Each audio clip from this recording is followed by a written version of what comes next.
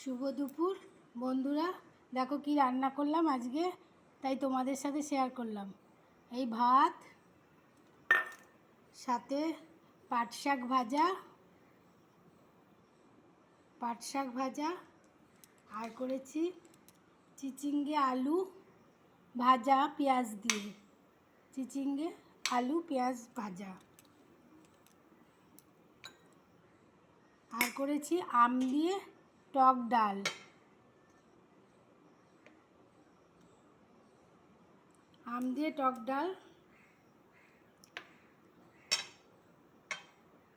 আর মাছের ঝোল, রুই মাছের ঝোল।